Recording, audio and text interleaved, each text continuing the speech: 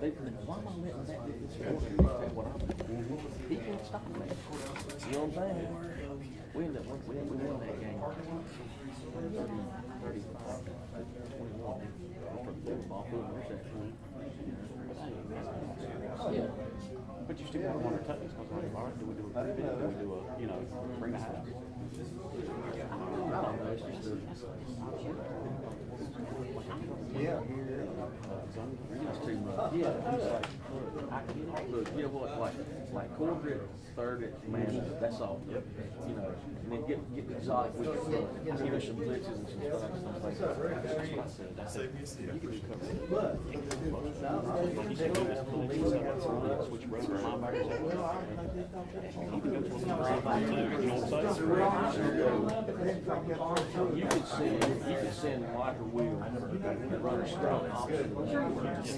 Or maybe a stuff on the same side. Crossbones in the line. Yeah, so just like a loop. You're going to confuse most offensive linemen. You're going to miss them Because they leave their zone. They chase short things. Yeah. Like this is my guy. So I got to go with him. And then she comes. I'm like, lay your gap. Somebody's coming. Well, that defense is done something. I think that's the easiest thing that I remember from my coach was head up inside outside. You kept those rules, you could go no two.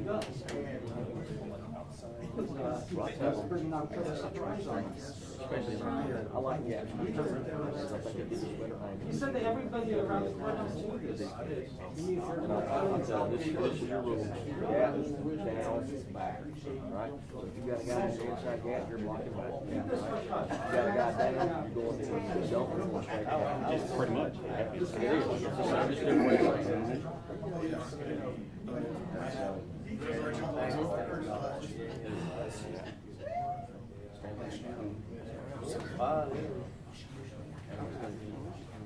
Were you holding your breath during the consent agenda?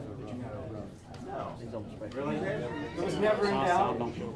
You weren't fearing that somebody would keep the contract up? We're talking about 3 months. I know.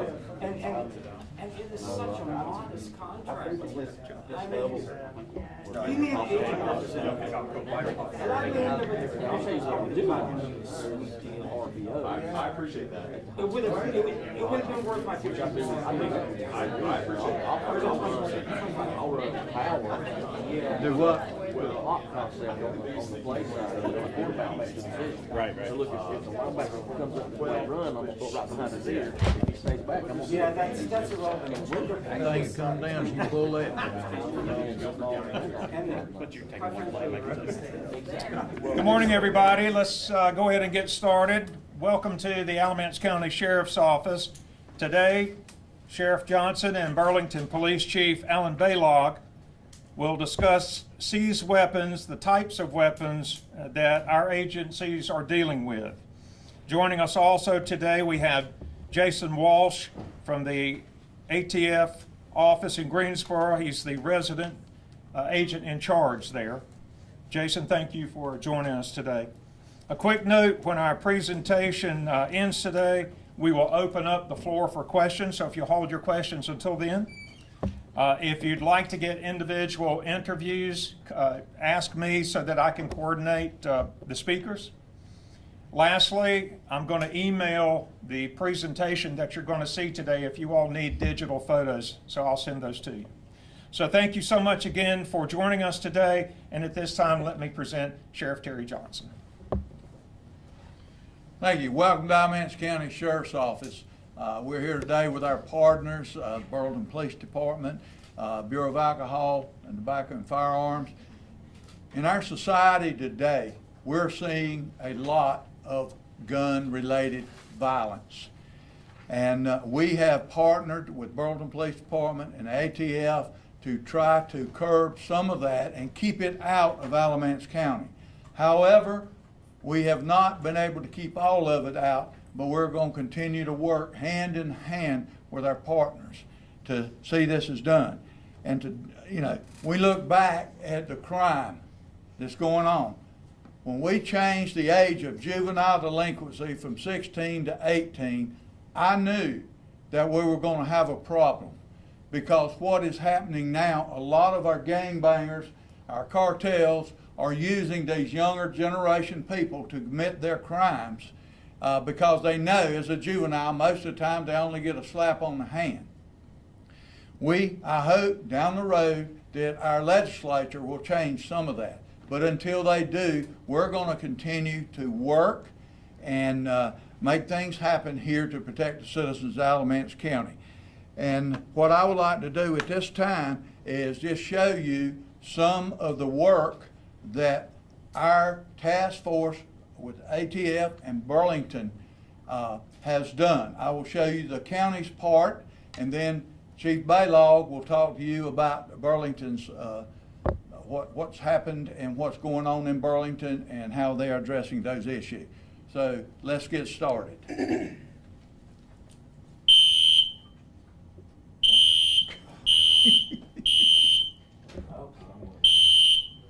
Okay, currently this year alone, This is too hot for the presses. Let's take a break for a second. Give us a second to figure out if we need to evacuate.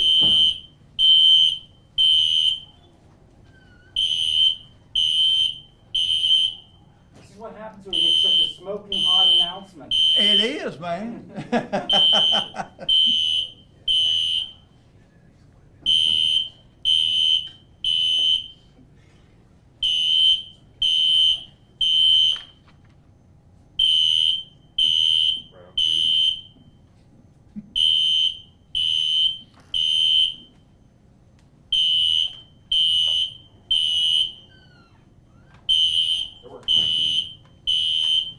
False alarm. Think so.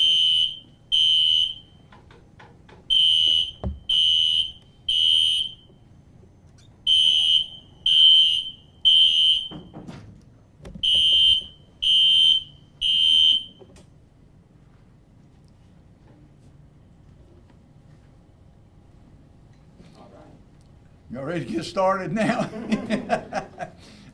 Once again, we welcome everybody here, but what I want to do is just show you from what the county officers has done, and then our chief from Burlington, Alan Baylaw, will show you some of the things that Burlington's doing. I'm going to step over here because I'd like for you to see it. But just this year alone,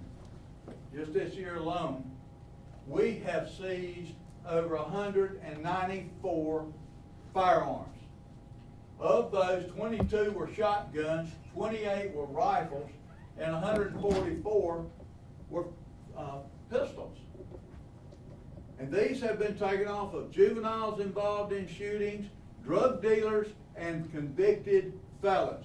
This is the county only. Adult offenders were 114 juvenile offenders, and there were more juvenile offenders than what we have up here, but records were requested from the juvenile authorities, and we don't have them. But we have 6 juveniles, total offenders 120. Narcotics related seizures 38. Firearms by felons arrest 38. That's what we're running into. That's what our officers are running into today, and the dangers that they're facing, and the public also. Here are the pictures of the firearms that was seized by our officers. Some of them, there's a few that were used in suicide, homicides, shooting into homes, and just felons with a firearm, and juveniles with firearms.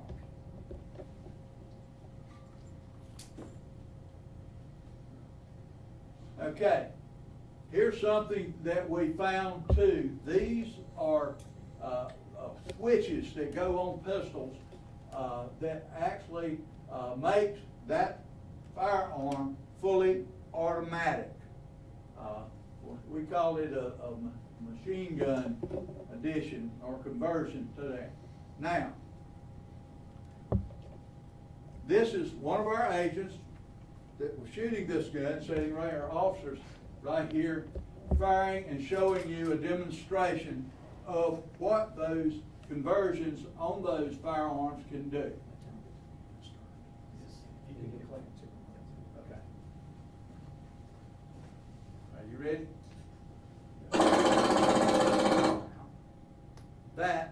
firearm, fully automatic.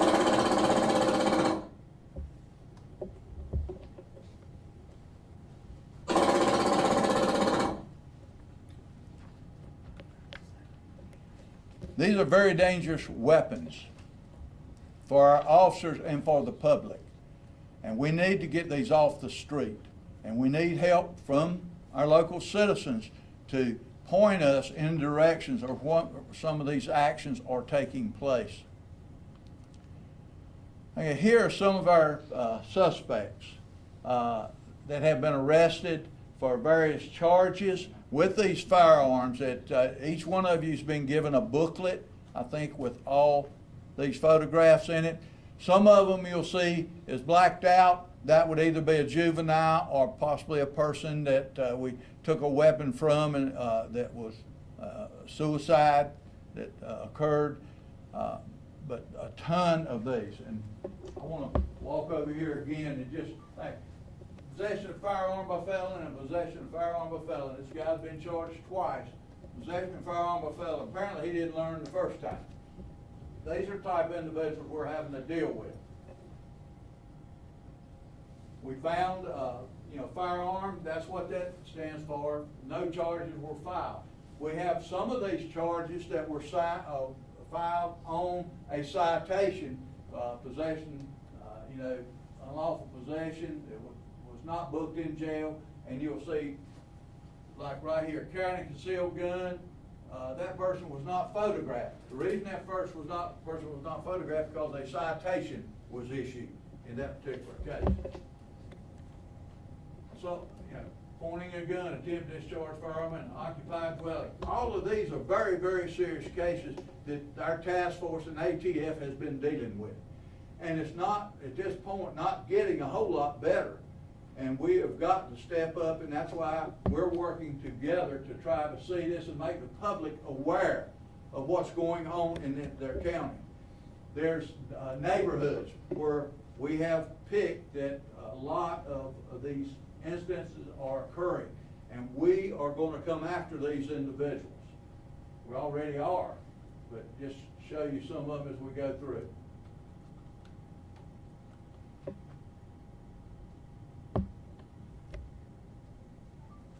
You've been given booklet. I know it's probably tough seeing the charges, but some of these are juveniles.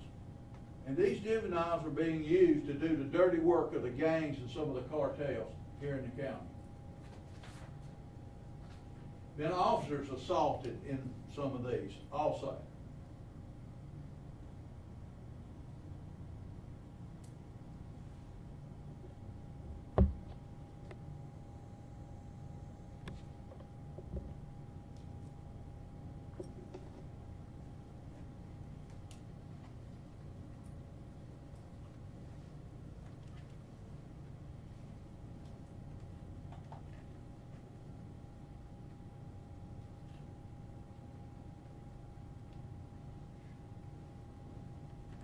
Now these are just individuals over the last year, from August to August.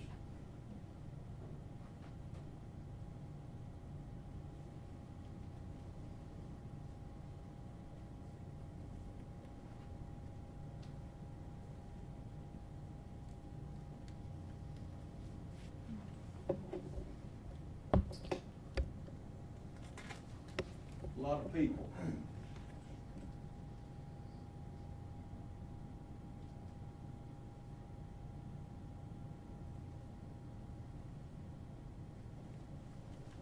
People like this guy, resisting a public officer, possession of controlled substance, 6, felony possession of cocaine, possession of drug paraphernalia, carrying a concealed weapon, flee to elude arrest. Officers are put in danger with these individuals with firearms.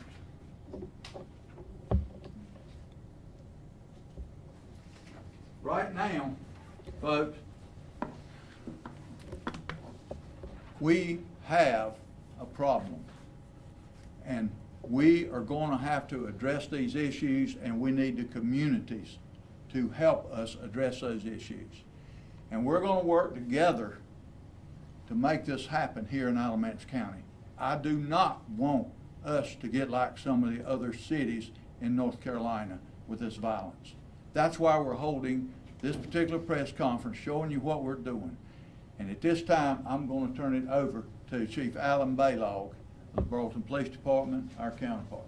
Thanks, Sheriff. Yes, sir.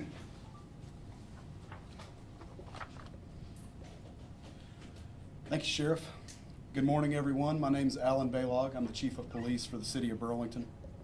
I want to share with you some information about illegal firearms and gun violence in Burlington.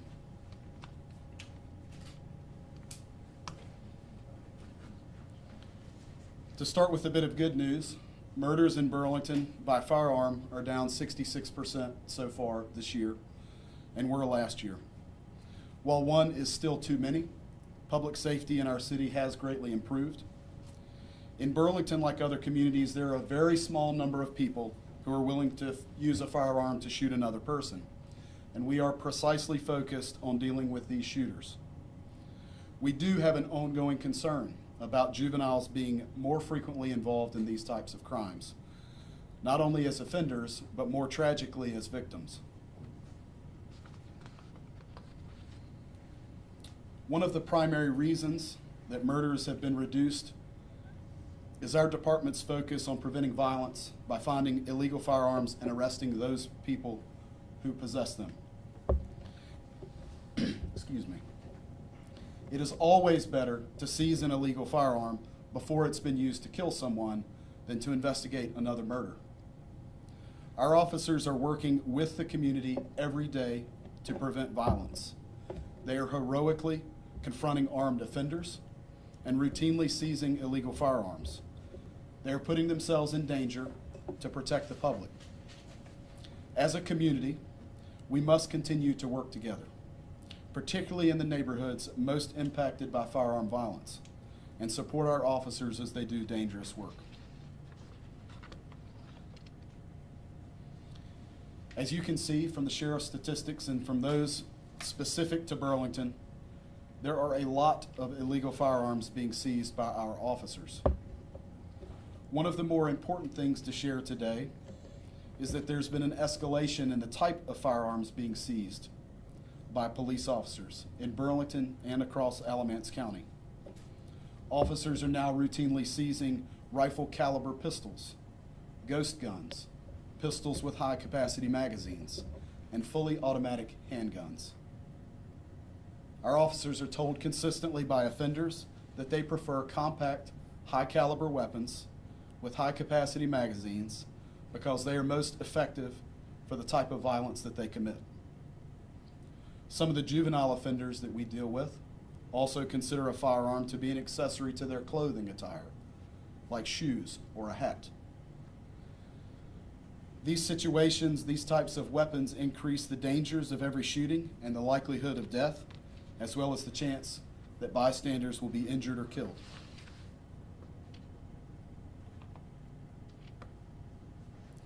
To show the outcome of some of the work of the Burlington police officers, here's a typical felony case, felony firearm case that's been through the court system. The offender was arrested locally and indicted federally. He was convicted for possession of firearm by felon and possession with intent to distribute cocaine. He's currently serving his 13-year prison sentence in the U.S. Bureau of Prisons outside North Carolina. In Burlington, we will continue to identify, investigate, and arrest anyone who illegally possesses a firearm or uses one in an act of violence. So in closing, for me, public safety requires a partnership between the police and the people who live in the neighborhoods where gun violence and illegal firearms most frequently exist. It's everyone's responsibility that if they see something, they say something. That means reporting it to the police so that we can go out, find the illegal firearm, and seize it before it's used to kill someone. Thank you all very much. I'd like to introduce ATF Resident Agent in Charge, Walsh.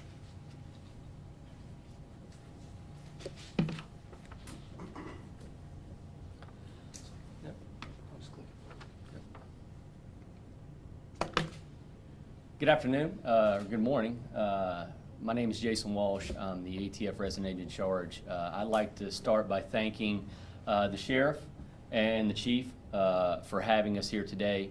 The the work that we are doing is vital to our community staying safe. The partnerships that we have working with the local law enforcement agencies in this area is impeccable. We cover a large area in ATF, and I'm proud to say that the partnerships that we have here are some of the strongest. This summer, ATF specifically worked with units from the Alamance County Sheriff's Office and the Burlington Police Department, specifically the strike team, the street crimes units, and the criminal investigation division. We believe that the work we've done and many of the faces you saw were taken into custody based on their own decisions and actions. We fought hard and worked hard with our United States Attorney's Office to ensure that we perfect the case and in the ultimate end hold them accountable for those actions. One thing that I do want to highlight that we are doing now, I believe better than ever, is utilizing crime gun intelligence. Specifically, since October of 2021, we were working with the county sheriff's office and the police department specifically on utilizing NIBIN to give us intelligence that tells us when and where every one of these crime guns have been shot. So every firearm that the sheriff and the chief mentioned that was seized was entered into our database. From those, we correlate leads and we follow those firearms.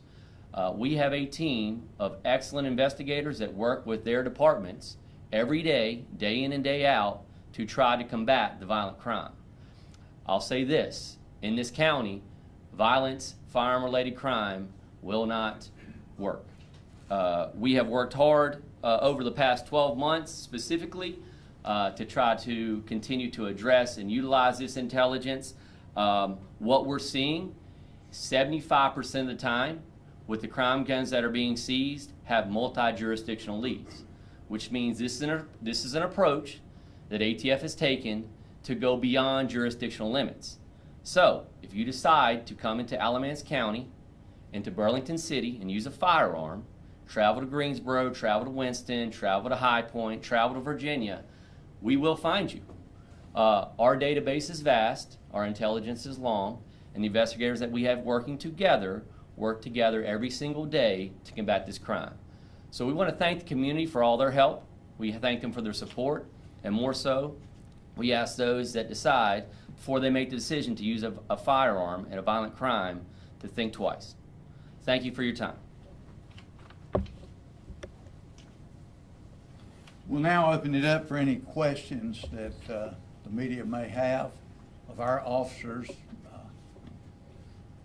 Excuse me, Sheriff John. Thank you very much for your time today. Just for clarification, do the majority of the seized guns in the last 12 months come from adults or juveniles? So for clarification, the majority of seized guns from these previous 12 months, they're coming from adults or juveniles? Both. They've been seized from both. The majority of them would probably be from adults that we seized. And when it does come to juvenile seized related guns, are they mostly gang related? I would say yes. We were talking about how the ATF has helped us, make cases in other parts of the country. I won't give you any details much other than one of the guns that we recovered, I think, was used in 4 different shootings in Virginia. So the ATF has enabled us to be able to help other agencies as well. And it also shows that these criminals travel interstate, inter-county, whatever. And like I said, we're going to come after you. If we can make you, we're coming after you. Sheriff, how important is it to show that you are united with other police stations in Alamance County, that Sheriff's Department is working with the local police departments to kind of show that you guys are willing to go do this stuff, to kind of show that if you walk in Alamance County, you will try to. Well, certainly you heard me say a little bit ago that criminals they don't know any borders. And it's imperative that law enforcement, not just here in Alamance County, but everywhere, work hand in hand together, because we can make a big difference in our communities. And here in Alamance County, I'm very proud to say, I was born and raised here in Alamance County, and I love the working relationship we have with the departments, the Burlington Police Department, Graham Police Department, Elon, and the federal agencies. Working together, we can accomplish so much more. Obviously, the size of the gun seized is a small piece of a pie, but knowing that you're taking that small piece off the streets, how important is that to kind of keep the community safe, but also maybe preventing school shooting with these juveniles? Absolutely. The more firearms we can get off the street, the less crime we're going to have in any area of Alamance County. And that's why I think it's important to be proactive. That's why I say we need the community to notify us if something's strange in their community, or they have even suspect someone. Then it'll be up to us to investigate and take care of. Sheriff. Go ahead. You got it. No, go ahead. Okay, Sheriff, I know that you said that one of your concerns is juvenile offenders, but looking at the firearm seizures that you've had, there's only 6 offenders compared to 114 of adult offenders. Now, is your concern because in the past it was less for juveniles? It was like maybe 1 or 2 compared to what you found this past year? They had been requested from Raleigh, some of the offenses and stuff. We did not get those records at this time. I assure you there's more than what's on that page. Sure. Yes, please do. So I think sometimes it's important to share some context as well. So the sheriff and I were provided a photograph from an investigation a few weeks ago of a 5-year-old holding a handgun. That little girl was provided that handgun by her juvenile relative, who's also a repeat firearm offender in the community. The 6 offenders represented there don't necessarily indicate how many crimes they have individually committed. And part of what we see in the current juvenile justice system is that possession of a firearm by a 14 or a 15-year-old doesn't really usually result in them being held in secure custody. A few weeks later, we're responding to them shooting another gun through a house and investigating that crime again. So just that small number isn't really paint a total picture of what the impact has been locally, certainly as it relates to the prevalence of firearms in the possession of juveniles, nor their willingness to use them in acts of violence. Thank you for the clarification. Actually, if we could, I do have a slight follow-up question to that. Is it possible to break down a little bit more what qualifies as a juvenile-related gun offense in this case? Are we talking a prevalence of these sort of gun-related crimes from the ages of 13 to 17, 13 under? Can you offer some clarification there? Sure. All juveniles would be less than 18. I think that typically what we're seeing right now is probably 12 to 16-year-olds. And the question before about the presence of firearms in schools, these are both very closely related, right? If the juvenile possesses a firearm at their home or riding around in the car with somebody in the middle of the night, they're just as likely to carry it to school the next day. So our decisions to be proactive and try to intercept that firearm as it's being illegally possessed by that juvenile before it gets onto campus is really critical to making sure that the schools remain safe. And following up, sorry, Oh, you're fine. I didn't answer. I know that this might seem like one of those questions where it's like, well, I don't know, but do you know where these juveniles are getting those guns from? Like, is it, Mhm. you know, they're getting it from a relative as well, or is it more relative, or is it just, you know, in the gang? Yeah, How- sure. Frankly, the main path of juveniles in possession of handguns is breaking into cars and stealing lawfully possessed firearms. There is an epidemic across the state. It's clear in every community that groups of juveniles are targeting apartment complexes, neighborhoods, hotel parking lots in the middle of the night, breaking the windows in cars or going through unlocked vehicles, stealing firearms, and then using those for acts of violence or whatever else they choose to use them for. That's the primary means. We've always seen that a stolen firearm is almost as good as cash, so they are very desirable for the criminal element. So of course, for legal firearms possessors, it's really important to lock those up. Like, take them out of the car, don't leave them in the car, don't leave them in your trunk. They will break your windows, they will go in your vehicle, they will pry open your glove box, they will steal your stuff. Chief, obviously, are you seeing somewhere the guns have been seized in the city of Burlington limits? Is it kind of all congested to one area, and are those areas of trouble of crime? And how are you guys trying to combat that? Are you trying to have more drive-bys by police officers, or trying to target those areas that kind of set up like stings and stuff like that? Yeah, sure. I would say that it is illegal firearms are possessed in every community. There are certain communities that are more deeply impacted by firearm violence in particular.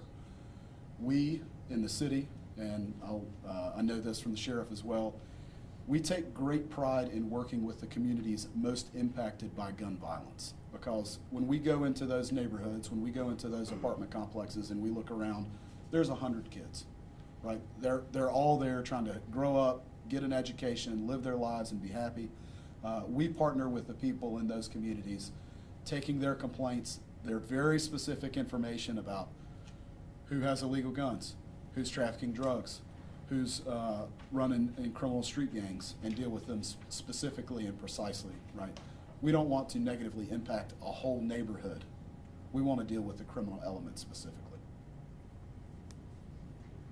I guess one of my other questions, I know that, and you guys do your job, you know, out when you're out, but I know that some of these people, they have a reoccurring of, you know, getting a gun that they're not supposed to have in their hand. So what is being done so that, you know, they're not doing this every other day and having a cycle for that? I know that that might be out of your hands, but, you know, is there anything that you talk to, you know, legislators or people in the magistrates to figure that out? Well, I think part of that's really represented by the presence of ATF here. Quite frankly, as folks become convicted felons, they continue to carry firearms. The federal system recognizes how severe that behavior is, the unwillingness to change what they're doing and continue to violate the law. And that's really when the federal partners get involved, right? And so for us, when you have somebody who's been arrested multiple times as a convicted felon with a firearm, our first instinct and the first thing that we're going to do is ask our federal partners to take a look at the case, see whether it meets the qualifications for a federal indictment. And if it does, you know, you're going to be looking at a 10, 15, 20-year, 30-year prison sentence. I don't remember exact qualifications for being an armed career criminal. That's probably best for Rec Walsh to answer. But I think that's a good example of where it could end. Yeah, to give you some understanding, our agencies, although work together daily, we meet specifically monthly with our district attorney's office and our U.S. attorney's office. So we're looking at these offenders and trying to specifically identify not just who has an illegal firearm, but who is the shooter. That is our priority in the federal government. So our priority is to go in, analyze these cases, work with the prosecutors in the case, and when we perfect that case and identify them as the shooter, we use all resources that we can to try to, you know, carry a lengthy prison sentence with that. Yep. Yep. I do have a question, and this is for any of you who thinks they can answer it. So I know from August 2023 to August 2024, 194 total firearms have been seized, and I'm kind of curious, that total number, has that risen or fallen in comparison to previous years? I think it was more than our previous year.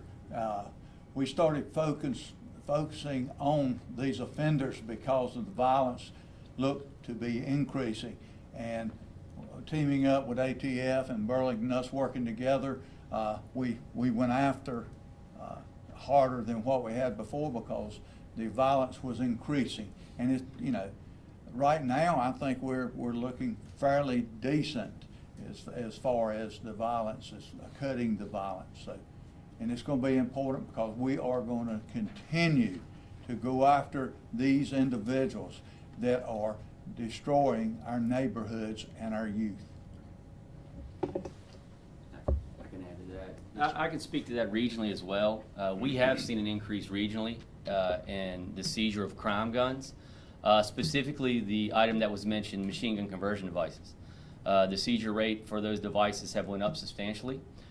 We take those as a priority. We work with our U.S. Attorney's Office, and then we hold them accountable to those measures as well. So across the board, across the region, we have seen an increase, but that's, again, why we are working so hard in partnership together to try to combat that. Could you give like a possible, like a 10% increase, a 5% increase? I don't have a specific number. Again, our region, again, covering from Alamance County all the way to Watauga, right, across the board has seen increases, right? We cover the Piedmont Triad all the way into the mountains. And as we've utilized crime intelligence, right, crime gun intelligence, we have had more and more partners come on board with us. So in doing so, not only are we seizing more firearms, we're tracing them, right? So we're telling the history of where that firearm came from. So it shows us the time of crime from the time it went from legal commerce to illegal commerce, right? So ATF comes in and working with the detectives, specifically of Burlington and Alamance, and we're looking at how that firearm started, right, from its existence and how it ended up in that hand. So when we look at those cases, we're not just talking about the specific incident of violence that may have just occurred, but what else has that firearm been involved in? That's when we work with our federal partners and local partners the same to figure out, all right, how do we take this investigation and ensure that we've solved as many crimes as we can. Yep. And with that, what impact do you think that it's making to know that that technology, I mean, like you said, can go as far as Virginia? I think it's something that we've never really seen before, so knowing that you're really working with it now and being able to trace things like that. Oh, listen, NIBIN is a game changer. It's a game changer. I'll give our partners a lot of credit, right? NIBIN has been around, and we have specifically focused on that since about 2021 here in this region, and we've seen grave impacts. Although I can't give you a definitive number of how much crime we've stopped or combated, I assure you that the level of violence in that sense we've been able to combat at the top.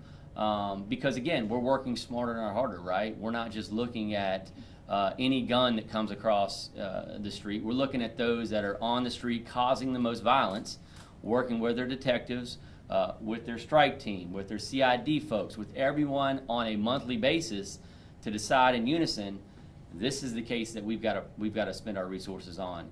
And it's been a pleasure to work with them. And I do believe we will reduce crime with the community's help if we continue on this track. Yep.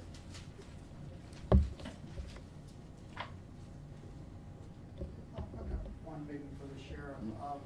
With the pistol conversion kits, how many were found here in the county? And with that new thing coming in, I figured that's kind of new, seeing these pistols. How much does that scare you, seeing that you might come across something like that in the field? Well, I don't know the exact amount for the whole county, but I think we've seized 2 with conversion kits. And let me tell you, any time that a firearm can be converted to a fully automatic weapon, it endangers not only the officers working the street, but also citizens. Any firearm is dangerous in the hands of an individual that really don't care whether they take human life or not. So we are certainly looking for these firearms with the conversion kits on them, and we're going to seize them and charge them when we get them. We just hope that we don't lose an officer or another citizen of any kind with that conversion kit. I guess my last question, kind of clear up, what are you hoping, I mean, this is just 1 year, but 2024 to 2025, when we're back here in August again, what are you hoping to see with these statistics? I'm hoping to see as many firearms as we can take off the street, to be able to take those off the street and hopefully protect the citizens of this county. And I'm a Second Amendment man. I believe in the right to bear arms, but I do not believe in the right to shoot our citizens, shoot at our citizens, shoot into houses, etc. And we're going to work vigorously with the agencies up here to see that we can take as many of these illegal firearms off the street as possible. He mentioned our strike team. A year or so ago, little bit longer than that. Matt Martin, who was the U.S. Attorney at that time, come to Alamance County, talked to me, he said, look, we need to do something about all the shootings in Durham, Orange County, Alamance County, and Guilford County. Can you help develop a strike team? And that's where all the counties, with the exception of Guilford at that point in time, went together to supply manpower. Our commissioners gave me 4 positions for that, and it has been overwhelmingly successful in Durham, Orange County, and Alamance County with our partners up here today. Thank you, gentlemen. Will you take one from the gallery? Yes, sir. If you had to offer one tip to the legal gun owning community, what's the one tip you would offer to them to keep them from becoming a victim of a situation where their lawfully owned gun is used as part of a violent crime? Take your guns in the house and lock them up, and then take them back out. If you want to carry them with them, you got to carry a concealed weapon, and look after that gun. You are responsible for that particular weapon. That would be my advice to anyone that has a carrying concealed weapon permit. That gun should go where you go, with the exception of schools or courts, anything. Lock it up. Look after it. And do you advise that people keep a list of firearm serial numbers handy in case they do become a victim? Absolutely, because if that gun is recovered in California, we'll know it. Thank you. So, thank you.